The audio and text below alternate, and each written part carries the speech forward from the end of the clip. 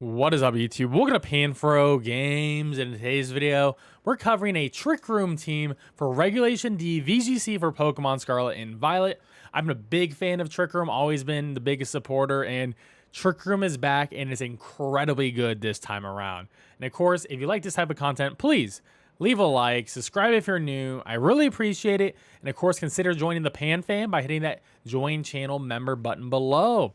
So dive right into this team. This team I got from Xenu on Twitter, so I'm going to link their stuff below with the rental code and the pay spin so you can try it out yourself. But the basics of this team is super simple to a lot of the Series 1 teams that we saw, leading with the Omori and DD combo. And this combo was not good in Regulation C, and not even that good in Regulation B, honestly, especially not in C, because there are so many dark types, but now there's not a lot of dark types. There's really only Chien-Pao is the only dark type walking around now. So now we can go back to Expanding Force spam. So this is going to be your standard Armoroo set. Expanding Force, Arm Cannon, which is going to be our fire type nuke attack, single target. Heat Wave is going to be a fire type attack that hits both targets. And then we have Trick Room here. Flash Fire, of course, so we can be immune to fire. And Life Orb for that bonus damage. Terra Grass, so we can Terra into a grass type. We can dodge Spore. We can dodge water type attacks. We can dodge some super effective hits. And, you know, because we have Flash Fire, they can't use fire type attacks on us.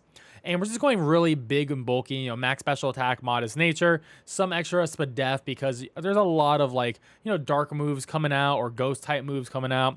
This can actually allow us to live like a Flutter Mane, Shadow Ball, and a lot of HP investment as well.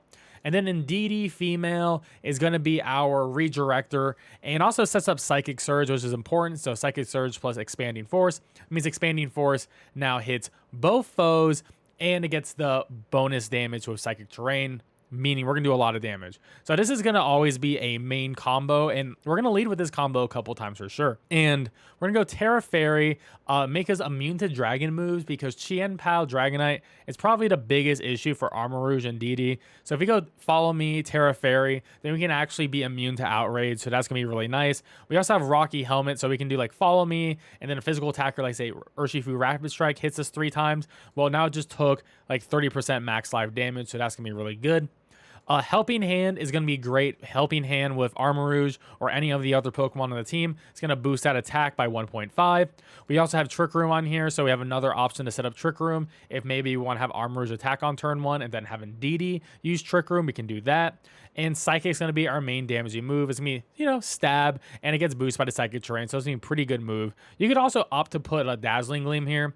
Very simple EV spread, just max HP, max defense, and we're going to be going for relaxed nature to lower that speed, make ourselves slower, but have that bigger defense stat.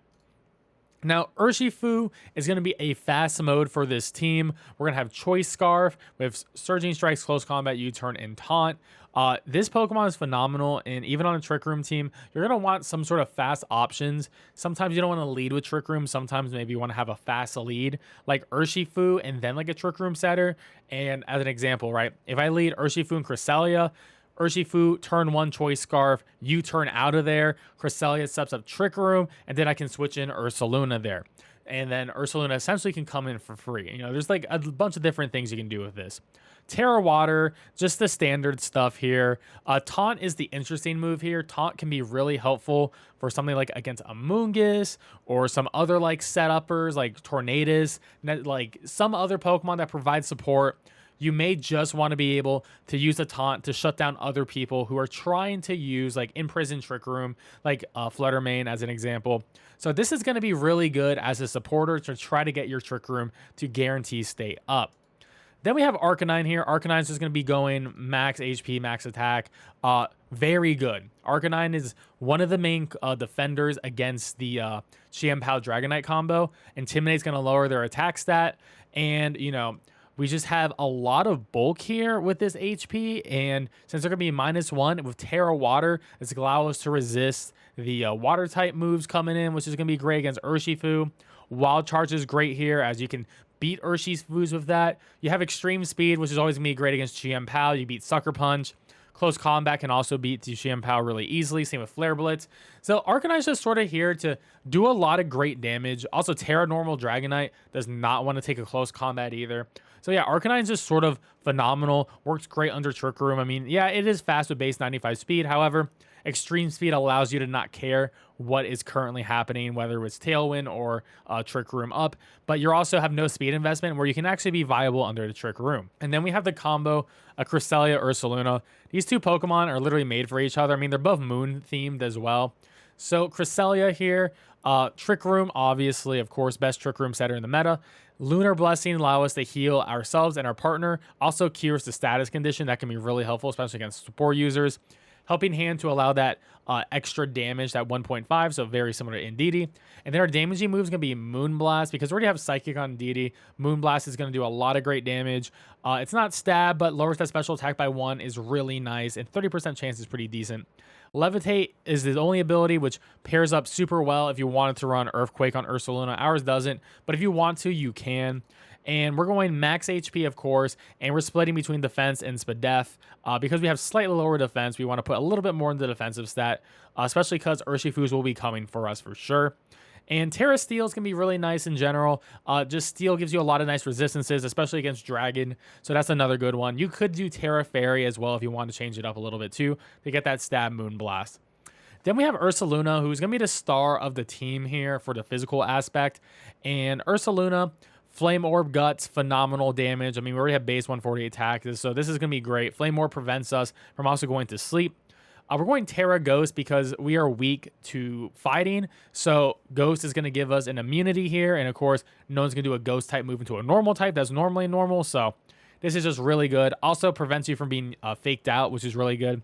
And our main moves are going to be Facade and High Horsepower. You could put Earthquake here, but Earthquake does hurt some of your partners.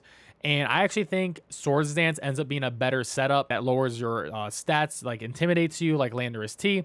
You know, you could potentially just try to set up a Swords Dance on turn 1 because a lot of people assume that Ursaluna on turn 1 is going to use Protect and they don't actually target it. Instead of that, you can just use Swords Dance to set up, Trick Room goes up, and then Ursaluna will be one-shotting everything, even if they resist it with Facade and High Horsepower. For our first battle here, I led with Urshifu and Cresselia. I was potentially going to pivot with a U-turn with the Urshifu and then switch in one of my sweepers, either Ursaluna in the back or maybe Arcanine, and have Cresselia set up Trick Room. But then I saw a double Genie out here, and I was like, well, let's just see how much damage we can do. So turn 1 plays. We get Terra Water Landorus. I try to take out the Tornadus as quickly as possible instead of you turning out. And I get a nice amount of damage, 75% damage. And it misses the Storm move because the Storm moves are not 100% unless it is raining. So we dodged the first one and we got hit by the second one, putting it right at 1 HP, which is totally fine for us. And then the Tornadus does some scary face tech to try to actually outspeed us in Trick Room, which is really cool tech. And I just figured we want that Urshifu out of here. So I'm glad Urshifu died because now we got to use our precious 3 turns of Trick Room left with Ursaluna. And at this point, my goal is Ursaluna just needs to take out as many things as possible. And Cresselia is not going to do a lot of damage as we saw when we hit the Landorus. So our goal is to keep the Ursaluna as healthy as possible for as long as possible. So I use Protect with Ursaluna to just get the Flame Orb going because I don't think a Facade is going to knock out this Landorus without the Flame Orb Guts boost. And we do a little bit of damage onto the Tornadus, putting it in extreme speed range. Then he's just spamming the Storm moves. 50% to Ursaluna is a lot, but that Facade is going to take it all the way out.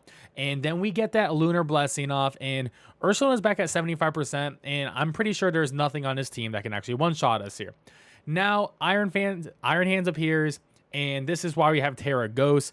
Iron Hands is a hard counter to Ursaluna in the Trick Room. However, because we are Terra Ghost, we're going to be immune to all the fighting moves incoming. So Iron Hands outspeeds me here because of the scary face, but I take the close combat super well because I'm a ghost type. The Facade knocks it down to 16%, and Cresselia gets me back to full. And now that Trick Room is over, I am actually now faster than the Iron Hands. So that was a really funny interaction. I'm not sure they really thought a turn ahead.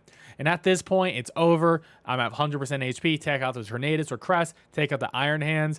And that's going to GG well play, as they are just going to forfeit the match at this point. For our second battle, we are facing a Sand team. There's not too much Sand running around in the meta right now, but Sand is a huge threat to Trick Room, as Rock Slide Flinch is a very easy way to shut it down.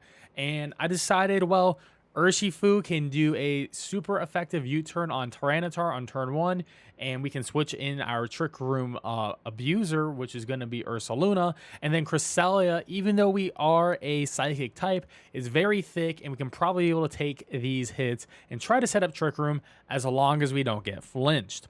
So turn 1 here, we take the Rock Slide, which didn't do too much. U-turn into a Tyranitar, do big damage, and send in Arcanine. Arcanine with the Intimidate here to lower the damage coming out, but unfortunately, we do get flinch on Cresselia. Then another Rock Slide comes right in, but luckily he did not tear his Tyranitar. Most people don't expect Arcanine to have close combat. We take out one, and we Lunar Blessing to give ourselves a little bit more HP sustain.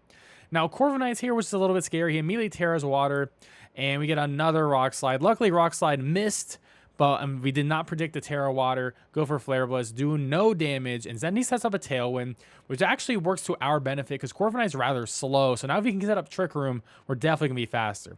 So Arcanine goes down here. The Corviknight decides not to attack, and then we finally get up that Trick Room. And now Ursaluna can come to sweep up the day. We go for a Swords Dance because I'm going to need it to take out how bulky that Corviknight is. And they actually focus on the Cresselia a bit. And Crest, the absolute monster, survives on 3%. And with that +2 Facade going to the Corviknight, does not resist the Facade anymore because it is a water type. And even with that close combat from Lycanroc, we take that hit so well, only at like 58%. And at this point, we become Ghost Terra. We want to dodge the Fake Out when any fighting type moves on the Ursaluna. So we go for the Lycanroc here, try to take it out at this point.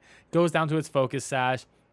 And now we're in a phenomenal position as Crest is still not down. Finally goes down to priority, but it doesn't matter, as a +2 Facade will take out the Iron Hands, and we're in a 2v1 situation, and that's the end of the match. For our last match, we have another Trick Room team, and this time I decided to go a little bit more offensive this time with the Cresselia Ursaluna lead, and they let Indeedee Fluttermane, so I wasn't sure if they're going to lead with like their own Trick Room and try to reverse my Trick Room, because Fluttermane's definitely the fastest thing on the field and can absolutely decimate my Cresselia and Ursaluna. So what I decided to do on this turn was I decided to Terra my Cresselia, Terra Steel to take the Shadow Ball. Helping Hand into the Shadow Ball is going to hurt my Crest, but not as much. And I just go straight for the high horsepower into Fluttermane, take that thing out. It did not have the Focus Sash because we saw the booster energy, so that was a very safe play. And then at this point, the Heat Train uses Heat Wave. We take that hit really well. I just go Facade because I was either going to go into the Heat Train slot, is going to Terra. I predicted that, but it just used Follow Me, so it didn't matter. And at this point, we're just really cleaning up once again with Ursaluna. I knew I couldn't one-shot the Ursaluna. I made an attempt. That was a damage roll in the Heat Train. Heat Train takes out the Cresselia. Ursaluna is still alive and kicking, and then I get my Indeedee out. And we just use Follow Me to redirect all the attacks coming forward. We go for the Ursaluna. His Ursaluna goes for the Earthquake to take out his own Heat Train. Now we're in an easy 2-to-1 situation. He goes for that Earthquake, and luckily for us, he does not kill either of us. I mean, the Indeedee is max HP, max defense, and he didn't go for a Swords Dance, so we're built to live that type of hit. And then Armarouge easily takes it out. And my Indeedee also did go for the Psychic here, so it was a double attack, and that's a pretty solid win there. So hopefully you enjoyed this Trick Room team. I thought it was pretty fun overall. Definitely check it out by using the paste bin or the rental code in the description below. And of course, let me know what other types of teams you want me to cover on this channel. I would love to take some recommendations. And of course, guys, don't forget to leave a like and subscribe if you're new. Really appreciate it. And I'll catch you guys next time. Peace out and have a great one.